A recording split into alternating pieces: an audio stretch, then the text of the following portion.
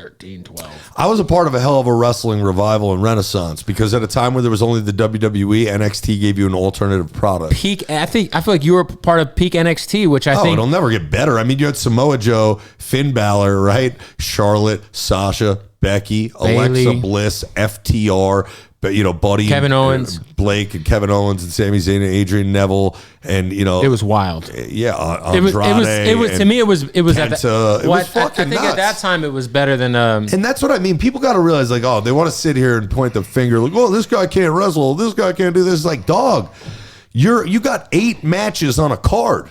All right, you got your heavyweight title match, you got your Intercontinental title match, you got your tag team title match, you got your women's title match. Then you got a Royal Rumble hodgepodge with a bunch of people because if somebody gets hurt on one of those shows, you need to fill it with somebody, right? So maybe you got like a 16-man tag. Right. And that payday ain't going to be as good as the main event guy. Right. The guy who's in the main event versus the guy who's in the Rumble with 20, 30 other people. Man, me and Cass, without titles, had our own match on the WWE card, whether it was NXT or the WWE. That was crazy to me. It was like, bro, there's only 8 spots, and 4 of them are for titles. But Enzo and Cass are so beloved that they don't need a title for their match. You're still going to go nuts when they come out. It doesn't have to be for anything. And me and Cass didn't have to overcomplicate it. It wasn't like kickouts and guys, It was like, no, I talk shit. I get beat up. I tag Cass. He cleans house. Everybody's happy.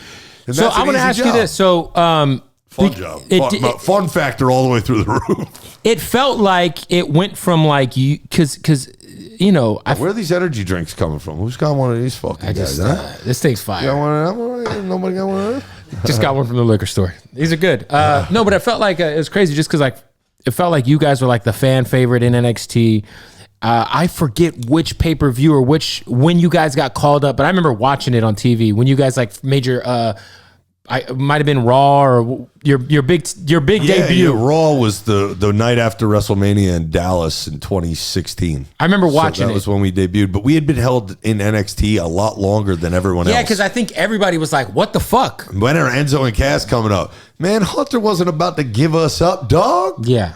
Motherfucking Enzo and Cass was his drug. Yeah. He wasn't about to send us up to fucking. He's like, hey, brother, we're just starting to fill these houses out. You ain't taking Enzo, Cass, Finn Balor, Adrian Neville, Sami Zayn, Sasha, Charlotte, and Becky all at motherfucking once. At least keep me Enzo and Cass. Yeah. And we became the victim of that. Fucking keeping us down in NXT waiting. But timing is everything. It couldn't have worked out better. The crowd was hungry. By the time we debuted, NXT was such a hot show. People knew who we were.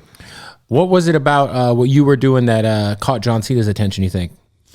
Dog, the first day that I debuted in NXT, I had just gotten my name. I hadn't even gotten a name. I hadn't had any matches. I had made a YouTube video that went viral, got signed by the WWE, had never had a wrestling match in my life, but had killed it every week in promo class since the day I showed up.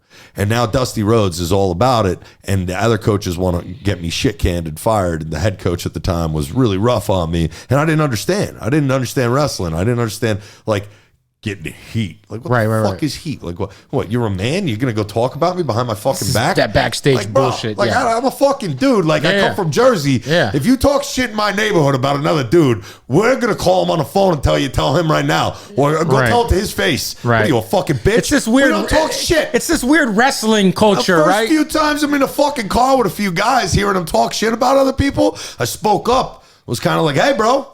Why don't you go fucking say that shit to him? And they quickly kind of realized, like, oh, Enzo ain't with the shits. And I think I got ixnayed from the weird sex world and the secret world and the burial talking shit world. There was a weird sex world. I'm sure there's a sexcapade going on backstage, all right? And I know I've heard things and blah, blah, blah. But, bro, We've seen videos. Dude, I've never got tied into any of that shit because I feel like the outsider of pro wrestling that came in. But then I got lucky because the likes of Finn Balor, who were in New Japan at the time, are watching NXT. And they're popping for Enzo and Cass, right? But they're just asking people who they know who are in wrestling, like, yo, what's Enzo and Cass like? Like, where did they come from? Were they wrestlers? And everybody's like, no, Enzo and Cass, they never wrestled before, really. Cass had a few matches and went to wrestling school with Johnny Rods in Brooklyn, so he definitely was trying to do it. But this shit just kind of fell in my lap. Wow. And I just kind of walked in unknowingly, just being me, and that shit worked for me. But I can't give that advice to other people. I wouldn't tell. I would not. Not everybody has your talent on the mic, bro. I'll fucking sell a ketchup popsicle to a bitch in white gloves. You know what I'm saying? I'm fucking out here, dog. Like fucking pushing the sale forward, always closing. Look under your fucking seats right now. All right, you know what I mean? I'm fucking in here. Give me the microphone.